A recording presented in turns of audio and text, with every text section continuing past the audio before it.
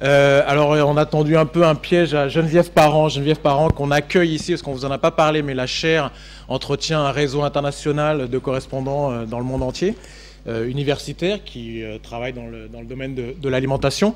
Geneviève Parent en fait partie, elle est juriste, spécialiste du droit de l'alimentation, du droit de l'agroalimentaire, à l'Université du Québec à Laval.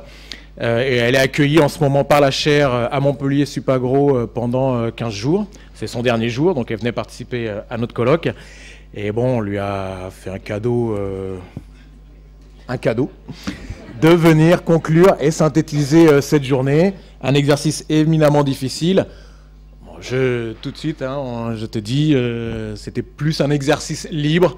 Voilà, 2 réactions libres. D'intuition que cette journée a pu réveiller chez toi.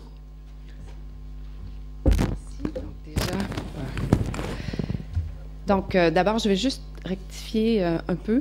C'est l'Université Laval à Québec et non l'inverse. Donc, voilà, mais bon. Donc, bonne fin d'après-midi à toutes et à tous. Donc, soupçonne, mais maintenant, ce n'est plus un soupçon, les organisateurs d'avoir misé sur mon accent pour garder votre attention jusqu'à la fin, la toute fin de la journée. Et pour ajouter à votre plaisir, donc je vous dis d'emblée que j'ai moi aussi un défi à relever. Donc, je dois placer certains mots dans ma présentation. Je vous laisse deviner lesquels. Voilà. Donc, permettez-moi d'abord et avant tout de remercier Jean-Louis Rastoin et la chaire, évidemment UNESCO sur les alimentations du monde, d'avoir osé inviter une juriste parmi tous ces chercheurs de différents horizons. Je suis persuadée que ça a donné lieu à des échanges fructueux qui, eux-mêmes, déboucheront sur des collaborations en recherche tout aussi fructueuses. Donc, merci également à toute l'équipe de la chaire, notamment Damien, qui ne m'écoute pas en ce moment, mais donc, voilà, notamment Damien, évidemment, pour son accueil chaleureux, mais aussi pour l'excellente animation qu'il a fait tout au long de la journée. Je pense qu'il faut prendre le temps de le remercier. Voilà.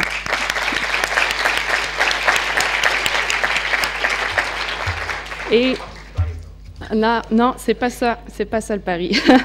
Et félicitations également aux étudiants récipiendaires parce qu'évidemment, ça confirme la vitalité des recherches qui sont menées sur le thème de la sécurité alimentaire. Et comme professeur, c'est toujours rassurant de réaliser que les idées ou les connaissances que nous transmettons seront bientôt remplacées ou contredites, ou à tout le moins, en tout cas, dépassées par de brillants étudiants comme ceux-là. Donc, comme professeur de droit, je vous avoue que j'étais un peu mal à l'aise. Je n'étais pas certaine d'être la meilleure personne pour faire cette conclusion synthèse. Et je confirme, je ne suis certainement pas la meilleure personne pour faire cette conclusion synthèse, mais j'ai été rassurée tout au long de la journée parce que dans presque toutes les interventions, on a parlé de droit. On a posé des questions qui étaient liées de près ou de loin au droit. Et donc, je me sens un peu plus à l'aise de partager avec vous certaines réflexions que m'ont inspiré les présentations. Je vous propose donc de vous amener quelques minutes avec moi. J'ai promis à Damien que ce serait très court. Donc, quelques minutes avec moi dans le monde du droit, ce que Marine a d'ailleurs commencé à faire de manière très éloquente. Mais des réflexions donc que je partagerai avec vous sous l'égide du thème ou du concept de la diversité, évidemment, compte tenu des travaux de la chaire, mais aussi en raison de mes travaux de recherche qui portent sur l'élaboration de nouveaux outils juridiques tant national qu'international pour assurer et protéger et promouvoir la diversité alimentaire, entendue au sens de toute la chaîne alimentaire, donc des semences jusqu'à la consommation. Donc, j'espère transmettre à tout le moins un message à travers cette conclusion, c'est que le droit et les juristes ne sont pas que des gens qui sont évidemment capables de vous dire que certaines choses peuvent être faites et d'autres non au regard des textes de loi ou des accords internationaux, mais c'est aussi des ingénieurs ça peut être des ingénieurs du droit. Donc, c'est dans cette optique-là, moi, que j'analyse la sécurité alimentaire, donc dans l'optique de développer de nouveaux outils juridiques. Et pour les chercheurs en droit qui s'intéressent aux questions liées à la sécurité alimentaire, on est capable, après quelques années de recherche, d'identifier clairement certaines zones, certains vides juridiques, dans le fond, qu'il faut, à mon avis, remplir avec le droit pour atteindre une meilleure sécurité alimentaire durable. Donc, à travers les différentes présentations, je pense qu'il est ressorti deux grands rôles du droit. D'abord, le droit comme outil et, d'autre part, le droit comme fondement. Donc, je vais élaborer à travers ces deux rôles du droit là, et revenir rapidement sur certains éléments des présentations, mais surtout sur ce qu'elles m'ont inspiré en droit. Donc, le droit comme outil, on l'a vu, Marine l'a très clairement présenté, c'est un outil qui est utile pour encadrer certaines activités, notamment le marketing et la publicité alimentaire, mais aussi, je pense que les présentations d'aujourd'hui nous invitent à réfléchir à l'encadrement juridique de plusieurs, en fait, initiatives qui ont été présentées, qui, comme elles l'ont été présentées, se situent un peu en marge du droit, en tout cas du droit dur, comme on l'appelle, du droit traditionnel. Donc, est-ce qu'il y a lieu de les encadrer, ces activités-là, de reconnaître à travers le droit toute cette économie solidaire? Ça, c'est des questions, évidemment, qui sont intéressantes à poser, qu'il vaudrait la peine, évidemment, d'y répondre. Je tiens à aussi mentionner, toujours en parlant du droit comme outil, l'importance du droit comme outil de protection des consommateurs. Marine a parlé beaucoup des enfants, mais elle a aussi avancé la protection des consommateurs vulnérables. Donc, c'est plus large que les enfants, notamment les consommateurs qui ont des revenus moindres, des moyens économiques moins importants. Donc, on juxtapose à ça aussi les consommateurs peut-être qui ont une éducation un peu moins élaborée quand arrive le temps de faire des choix alimentaires. Donc, l'importance en droit de la protection du consommateur, c'est vraiment essentiel en matière de sécurité alimentaire, à mon avis. Donc, le phénomène auquel on assiste depuis plusieurs années dans plusieurs secteurs d'activité, c'est-à-dire l'État se retire de la réglementation, puis on laisse la place à l'autorégulation, au phénomène de normalisation privée, dans le fond. Je pense qu'il faut éviter ce phénomène à outrance dans le secteur, dans tout ce qui touche la sécurité alimentaire et notamment en matière de protection du consommateur. C'est très important que l'État demeure investi et continue à produire du droit traditionnel, contraignant, dur, pour protéger. Donc, on l'a vu, même le représentant de l'Association de protection des consommateurs le dit, c'est difficile et c'est dangereux de mettre sur les épaules des consommateurs toute cette responsabilité. Évidemment, il y a tout un travail d'éducation à faire. Le droit aussi, dans ce cadre-là, peut aider, peut intervenir. On a vu très clairement à travers les exemples donnés par notamment Lydia et par Roberto que l'éducation est très, très importante et à partir d'un très jeune âge. Donc, évidemment, ça peut, entre autres, changer les modes de consommation sans aucun doute et le droit peut y aider. Mais je pense que dans tout ce qui touche à la sécurité alimentaire, l'État doit demeurer investi et continuer à produire, à élaborer du droit traditionnel contraignant. Dernière chose évidemment, il y aurait beaucoup de choses à dire, beaucoup de commentaires à faire, mais un élément sur lequel je voulais revenir, c'était le grand intérêt, je trouve, de revisiter le mouvement coopératif en analysant de quelle manière il peut, j'allais dire, être un vecteur d'une plus grande sécurité alimentaire, ou en tout cas le revenir quand on pense au mouvement coopératif comme un lien direct avec le consommateur qui consomme des aliments.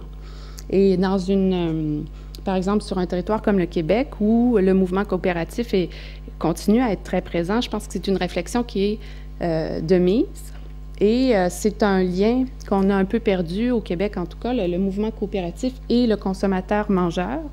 Il y a eu à quelque part dans l'histoire, et ce serait intéressant aussi de s'y intéresser au niveau que ce soit investi par les historiens, mais il y a eu une coupure à un moment donné, ce qui fait que le mouvement coopératif est toujours présent, puis plus que ça, il est extrêmement puissant. Chez nous, la Coop fédérée au Québec, c'est l'entreprise agroalimentaire, une des plus puissantes québécoises, qui fait un chiffre d'affaires très important. Donc, il y a tout, je pense que ça nous amène sur plein de pistes de réflexion et de réinvestir donc ce mouvement coopératif pour essayer de le ramener aussi près du consommateur mangeur. Je pense que c'est une idée fort intéressante.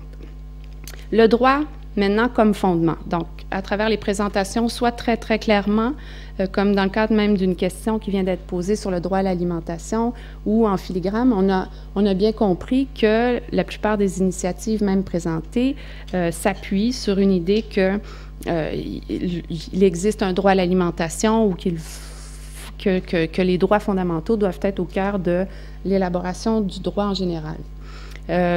C'est le représentant des artisans du monde qui nous le disait. Il en a parlé avec vigueur et je suis tout à fait d'accord avec lui. L'ensemble du droit, que ce soit national ou international, devrait être élaboré autour des droits, ce qu'on appelle chez nous les droits fondamentaux. Donc, le droit à un niveau de vie suffisant, le droit à un travail décent, par exemple. Évidemment, on l'a compris aussi de son discours qui était extrêmement clair sur le sujet. Le droit international économique qui se retrouve chapeauté essentiellement par l'Organisation mondiale du commerce n'a pas été élaboré au regard du respect de ces droits fondamentaux. Bon. D'un autre côté, en fait, j'y reviendrai tout à l'heure. Donc, il n'a pas été élaboré au regard du respect de ses droits fondamentaux. Il est évidemment l'Organisation mondiale du commerce. C'est une organisation à vocation économique, donc elle fait ce qu'elle doit faire. Elle régule les activités commerciales. Toutes les initiatives qui nous ont été présentées, finalement, deviennent ou sont en majeure partie des modes alternatifs ou des manières de faire face à cette réalité-là et de la contester et de tenter de passer entre les mailles de ce que le droit international économique impose. Donc, par exemple, il a été question de commerce équitable. C'est effectivement une construction juridique extrêmement intéressante qui permet le maintien, entre autres, de plus petites ou de moyennes productions, tout en assurant le respect de droits sociaux comme le droit au travail, et la protection de l'environnement. Dans les normes qui encadrent le commerce équitable, on a tous ces éléments qui se retrouvent. Donc, cette construction juridique, elle est extrêmement intéressante. Par contre, on a bien compris de la présentation qui nous a été faite que quand on parlait du commerce équitable, et c'est un peu, je pense que c'était un peu le sens de la question de M. Poulain par la suite, c'est qu'on avait l'impression, en fait, je pense que c'était pas une impression, mais on souhaiterait que, de la part de cet intervenant, entre autres, que tout le commerce devienne équitable, finalement. Donc, c'est sûr qu'au plan de la construction juridique, le commerce équitable, c'est impossible qu'il devienne, tel qu'il est construit, la norme. Hein, c'est une construction juridique qui, justement, fait en sorte que c'est viable puisque c'est en marge. Donc,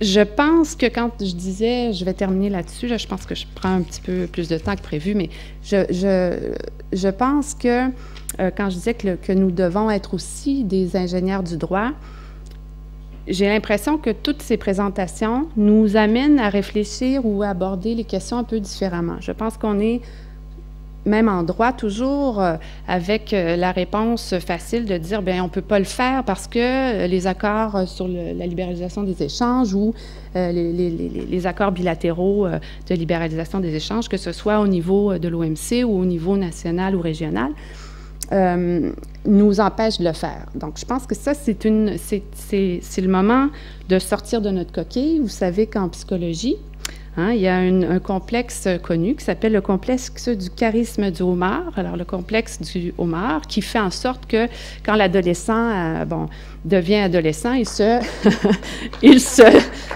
départit de sa coquille. Et donc, je pense que nous en sommes en recherche, en tout cas en droit, puis après les discussions que j'ai eues avec les différents chercheurs ici, nous en sommes à nous départir de cette coquille, de toujours être en réaction au fait que le droit international économique est effectivement très efficace, plus efficace que tous les autres droits qui existent et en droit international. Donc, arrêter d'être toujours en confrontation avec cette réalité-là, l'accepter et penser autrement le droit. Moi, je vous dis qu'il y a de beaux vides juridiques sur lesquels il faut travailler de concert avec cette libéralisation des échanges pour qu'éventuellement, elles deviennent effectivement un peu plus équitables, mais dans une autre façon de l'entendre que celle que le commerce équitable nous propose. Donc, voilà. J'imagine que vous avez deviné quel mot ou quelle phrase relevait de mon défi. Donc, rapidement, je conclus là-dessus parce qu'on m'avait donné très peu de temps, mais aussi simplement parce que j'espère vous avoir transmis, comme je vous le disais, l'idée que le droit, bon, d'abord, c'est une science à part entière et nous sommes aussi ingénieurs. Je pense que les designers nous l'ont montré. Il y a différentes façons d'aborder les problèmes ou les défis. Quand on aborde la protection de l'environnement d'une manière comme ils le font, ça devient intéressant de faire du compost, ça devient agréable. On a presque envie d'aller dans la structure de compost pour prendre un verre, effectivement. Donc, il y a d'autres façons de voir, d'aborder les problèmes, et je pense que les différentes sciences sont au moment où il faut. Donc, cesser d'être en confrontation constante avec la libéralisation des échanges, puis travailler avec pour aller plus loin. Voilà. Merci.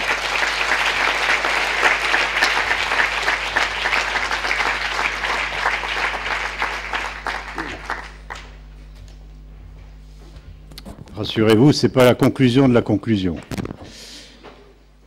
Simplement quelques mots de remerciement. On l'a déjà dit à plusieurs reprises au cours de la journée. En premier lieu, évidemment, pour les intervenants qui ont consacré du temps et qui sont venus de loin souvent.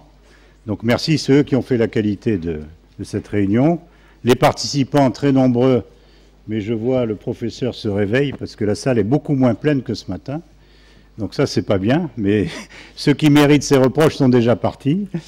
Et enfin, il y a la petite équipe de la chaire UNESCO. Geneviève m'a volé le privilège de remercier Damien. Et aux côtés de Damien, il y a Julie et Laure, qui ont beaucoup participé et beaucoup donné de leur temps aussi à cet événement. Et merci évidemment à vous tous, hein, beaucoup de questions, etc. Et je dirais qu'il faut faire plus que la mue du homard. Il faut faire la mue de toute l'alimentation. À bientôt, donc à l'année prochaine, à peu près à la même période. Merci.